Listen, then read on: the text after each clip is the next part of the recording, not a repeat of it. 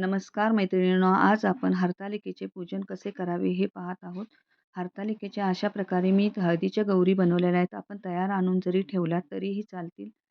मी ह्या पारंपरिक पद्धतीने पूजा केलेली आहे आणि वाळूची पिंड बनवायची आहे आणि त्याला पांढरी फुले, बेल, फुलं घालून पोतं घालून पूजा करायची आहे आणि त्याच्यानंतर बेल सगळ्या प्रकारच्या फुलांच्या झाडाच्या फांद्या त्याच्यावर आपण व्हायच्या आहेत आणि सगळ्या प्रकारच्या अशा प्रकारे व्हायच्या आहेत.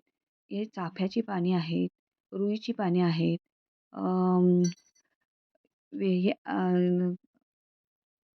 गव्हाची पाने, बेलाची पाने, तुळशीची पाने, जास्वंदीची पाने अशा प्रकारे फुलांची, झाडांची, आघाड्याची पाने असं आपण सर्व त्याला वाहून घेत आहोत.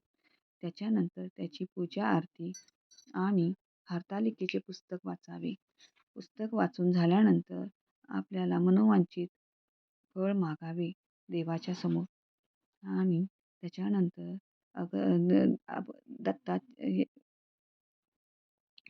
गणपतीची, दुर्गेची आणि शंकराची, दत्ताची आरती करून आपली पूजा संपवायची आहे आणि त्याच्यानंतर मनोवांछित आपण फळ मागायचे आहे.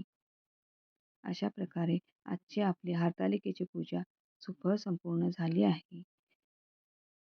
त्या दिवशी पूर्ण उपवास करावा. फक्त फळे खाऊन उपवास करायचा असतो.